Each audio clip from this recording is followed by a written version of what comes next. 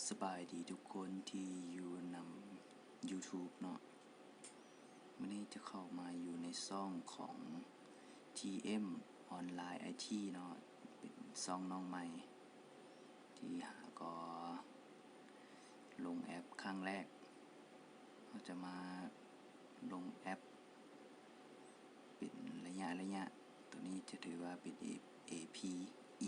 ที่1เนาะตัวนี้เนาะจะเว้าเกี่ยวกับบริษัทตัวหนึ่งเนาะที่ว่ากำลังเป็นที่นิยมซึ่งมีชื่อว่าบริษัทข่าววันเนาะตัวนี้เนาะในนามตัวข้าพเจ้าเองก็ได้สมัครเป็นสมาชิกของเพิ่นเนาะแล้วก็ได้ลงทุนซื้อแพ็กเกจของเพิ่นนั้นซึ่ง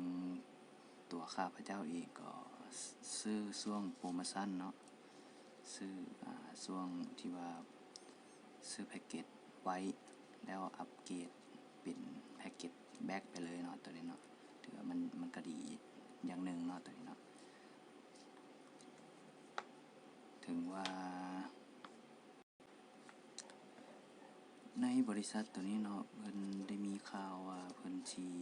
มีการปรับปรุงระบบในช่วงต้นเดือน4นี่เนาะแล้วช่วงโปรโมชั่นนี้เพิ่นให้สำหรับคนที่ว่ามาสมัครก่อน4นั้นเดือน4นี่แม่นสามารถสมัครแพ็กเกจหนึ่งสามารถสมัครแพ็กเกจหนึ่งแล้วเลื่อนไปอีกแพ็กเกจหนึ่งถือว่าแบบซื้อ1แถม1เลยเนาะมันก็คุ้มสุดคุ้มเลยเนาะก็นับผู้ใดที่ว่านั้นเบิ่งเห็นตัวโอกาสนี้เนาะก็ให้หีบเข้ามาศึกษาเนาะศึกษาเบิ่งไปนำกันเนาะแอปเพราะว่าเดี๋ยวนี้มันอยู่นำ YouTube กับกำลังมาแฮงเนาะว่าเฮาเสิร์ชเข้าว่าข่าววันนี้มันก็ออกมาเป็นภาษาทุกภาษาเนาะผู้ใดที่ว่าเข้าใจภาษาไทยบ่ก็เบิ่งนำภาษาไทยเนาะบัดนี้เฮาสิเข้าไปเบิ่งตัวแอปเนาะเลื่อนลงมาจะเป็นยูสเซอร์ของข้อยเองเนาะข้อยยังอยู่ในตำแหน่งแบ็คเนาะอยู่ในที่สตาร์เตอร์ซึ่งตามที่เฮาจะเห็นนี่เนาะตามที่เฮาเห็นอยู่ในหน้าตัวนี้นี่แม่นตัวที่ว่ามัน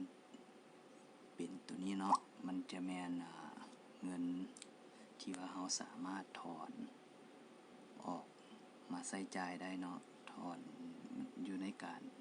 ถอนนี่มันจะมีหลายช่องทางในการถอนเนาะเฮาจะถอนเป็นเงินบิตคอยน์ก็ได้เนาะหรือว่าจะถอนให้หัวหน้าทีมถอนเป็นเงินอีหยังให้เฮาก็ได้เนาะในการถอนเข้าบัญชีธนาคารแม่นเฮาสามารถซื้อกิฟต์โค้ดให้คนอื่นได้ให้เขาโอนเงินเข้าบัญชีเฮาก็ได้เนาะตัวนี้เนาะแต่ว่าตัวนั้นละแม่นจะแม่นในตัวที่ว่าเฮาเซิร์ชหมู่หลายๆแล้วตัวนั้นเนาะแต่ว่าในช่วงที่ว่าเฮาเซิร์ชหมู่เฮาได้เฮาก็ให้แม่ทีมเฮาเติมให้ก่อนเนาะแต่ว่าบัดเฮาได้เงินตัวนี้หลายแล้วมันสามารถซื้อกิฟต์โค้ดได้เฮาก็เติมให้หมู่เฮาที่ว่ามาสมัครนำเฮาหั่นส่วนตัวนี้เนาะจะเป็นคะแนนข่าววันวีรีวอร์ดนี่จะเป็นตัวสะสมแต้มเนาะตัวนี้มันทุกๆอาทิตย์นี่เพิ่นจะมีให้เฮากดเคลมเอาทุกๆอาทิตย์เนาะบางคนก็สิถูกอยู่ทุกๆวันพุธหรือว่าเฮาสามารถมากดวันพฤหัสก็ได้เนาะกดวันใดก็ได้เนาะแต่ว่าบ่ให้ฮอดรอบทิศของมันเนาะเพราะว่าคันว่าเฮาลืมกดลืมหยังแล้วกายมาฮอดวันพุธหรือว่าวันพฤหัสนี่เฮาก็ตัวเก่ามันก็จะบ่ได้เลยเนาะมันจะได้ตัวใหม่หั่น ส่วนตัวนี้เนาะสำคัญสุดๆแล้วตัวนี้มันเลเวลเฮานี่มันจะอัพในก็ต่อเมื่อเฮามีผู้มาสมัครนำหลังเฮาคันว่าเฮาหาได้ผู้หนึ่งมันก็จะเติมให้เฮาเลเวลหนึ่งเนาะเฮาหาได้2คนมันก็เติมเป็น2เลเวลเนาะหาได้เท่าใดมันก็จะเติมเลเวลไปเรื่อยๆเนาะตัวนี้นะส่วนตัวนี้มันเป็นคะแนนไบนารีจะเป็นคะแนนนั้นสะสมแบบเวลาเฮามีคนมาต่อเฮาหลายๆคนแล้วเขาลงทุนซื้อแพ็กเกจได้แพ็กเกจหนึ่งมันจะเป็นคะแนนสะสมไปในตู้เนาะตัวนี้เนาะสะสมเวลาที่ว่าเฮานั้นเซิร์นหมู่เฮาได้บ่อยู่ประมาณ2ฝากบ่เฮาจะมีคะแนนสะสมตัวนี้เนาะเวลาสะสมแล้วครบรอบมามันจะโอนมาหาตัวนี้เนาะมันจะโอนมาโดยอัตโนมัติของมันเลยคันว่าเฮาแบบหาลูกทีมมาได้2คนคันว่าเฮาหาบ่ได้มันก็จะมาค้างอยู่แถวๆนี้เนาะมันจะมาค้างอยู่เนาะจนว่าเฮานี่มาซอกลูกทีมแบบให้มันได้2ฝากนะ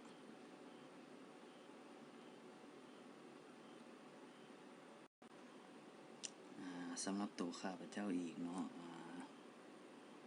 ตัวที่ว่าคะแนนตัวนี้เนาะเป็นอย่างว่ามันได้หลายๆเป็นอย่างมันจึงบอลโผล่มาอยู่นี่เนาะเพราะว่าตอนนี้แม่นข้าพเจ้าแม่นยังบ่ทันได้หาคนมาจับคู่มันเนาะคันว่าข้าพเจ้าหาคนมาจับคู่มันได้นี่ก็ถือว่าคะแนนมันจะมาอยู่ในจุดนี้เนาะมันก็จะหลายขึ้นเนาะว่าตัวนี้มันไล่คะแนนมัน10คะแนนเท่ากับ1ยูโรเนาะตัวนี้เนาะคันว่าผู้ใดที่หาลูกทีมมาหลายๆนี่ก็สิได้บวกกันเพิ่มมันจะมาเพิ่มอยู่บ่อนี้หลายๆเนาะแล้วเขาก็สามารถถอนเป็นเงินเข้าบัญชีก็ได้นะตัวนี้แม่นเฮาอยากถอนแล้วเฮาแบบลมน้ำกลุ่มทีมอหย่างเขาก็สิแนะนำเฮาโอนเข้าแนวใดนะมาบัดนี้เฮาสิมาเลื่อนมาเบิ่งทางลุมเนาะมาบริษัทนี้มันมีคนมาสมัครหลายปานใดแล้วเนาะในตัวข้าพเจ้าอีกหาก่อนสมัครได้บ่ฮอดเดือนเนาะมีคนมาต่อข้าพเจ้านี่ก็หลายเติบเลยเนาะประมาณ1,693,095 คนเนาะถือว่าหลายเติบเนาะสมัครไปบ่ฮอดเดือนมีคนมาสมัครต่อก็หลายเติบคะแนนตัวนี้มันเพิ่มขึ้นมามันจะมีผลดีนำเฮาเนาะคือว่ามันเพิ่มผลดีย้อนคือว่ามันจะสามารถเฮ็ดแต้มให้เฮาอยู่ตัวนี้เนาะมันจะได้กดเคลมเงินทุกๆอาทิตย์นะเนาะกับตัวนี้ก็แม่นนั่นจำนวนคนที่มาสมัครนำหลายๆคนเนาะตัวนี้เนาะตัวล่าสุดเลยตัวนี้5คนล่าสุดที่ว่าสมัครแล้วลงทุนเนาะตัวนี้เนาะตัวนี้แม่นสำหรับคนที่ยังซอกหาโอกาสอยู่เนาะโอกาสที่ว่าอยากจะเฮ็ดธุรกิจนำบริษัทข่าววันตัวนี้เนาะต้องแม่นต้องไปศึกษาเบิ่งให้ดีๆเนาะตัวนี้เนาะคันว่าเฮาแบบมีความมักในบริษัทนี้แท้ๆแล้วเฮาจึงลงทุนเนาะลงทุนแต่ว่าลงทุนไปแล้วนี่ยากบ่ยากนี่คันว่าเจ้าแบบมีความดังแน่นึงเนาะเจ้าไปหาลูกทีมมาได้ไวๆนี่ตัวนี้มันก็จะมีโบนัสสำหรับคนที่ว่าหาลูกทีมใหม่ๆมาได้ไวเนาะเพิ่นจะเวลาคนที่ลงทุนไปแล้วสมัครไปแล้ว แล้วเขาจะมีกำหนดให้14มื้อภายใน14มื้อให้เจ้าหาลูกทีมมาต่อให้เจ้าให้มันได้เนาะได้แล้วก็ให้เขาลงทุน4คนนั่นคันว่าครบ4อันเขาลงทุนครบแล้วเจ้าก็จะได้อันนั้นโบนัสคืนเงินเนาะคืนเงินของเจ้าหั่นบางทีก็เจ้าก็สิได้กำไรไปเติมอีกนะถ้าเจ้าหาลูกทีมมาได้ไวเนาะตัวนี้เนาะในส่วนตัวข้าพเจ้าเองก็มีลูกทีมอยู่สิว่าง่ายๆก็ลูกทีมอีหลีแท้ก็ยังบ่ได้หาบ่ได้เทื่อเนาะอันผู้อันนั้นผู้มาต่อท้ายอันนั้นของข้าพเจ้านี่ก็แม่นอันนั้นหัวหน้ากลุ่มเพิ่นหาให้ส่วนนั้นตัวที่ว่าค่อยไปหาเองก็เพิ่นเขาก็บ่มาทันได้มาสมัครแล้วบ่ทันได้มาลงทุนเนาะอันนี้ก็สร้างสิอันว่าจังได๋เนาะคันว่าเขามาลงทุนนี่ก็ค่อยก็คือสิมีรายได้ขึ้นไปมีแต้มมีคะแนนขึ้นไปนะแต่ผู้ใดที่ว่าเข้ามาสมัครแล้วลงทุนใหม่ๆนี่บ่ต้องตกใจเนาะว่านะเฮาสิหาเงินได้คืนได้ไวจั่งใดเนาะตัวนี้แม่นนั่นระบบนี้มันดีอย่างหนึ่งคือว่าเวลาผู้ที่มาสมัครตามหลังเนาะถือว่าจะเป็นหัวหน้าทีมเฮาเอามาก็ยาเนาะมันจะมาต่อท้ายหลุมเฮาเนาะคนอื่นจะมาต่ออยู่ท้ายหลุมเฮาทุกครั้งผู้ใดที่สมัครเข้ามา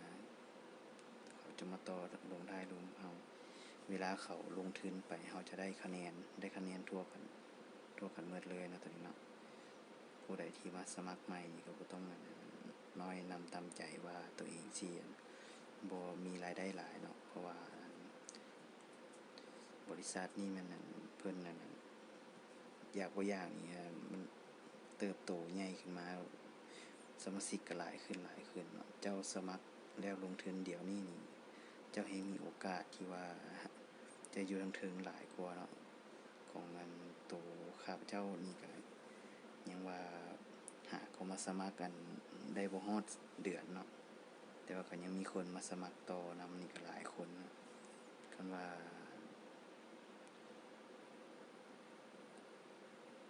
เฮาตัดสินใจ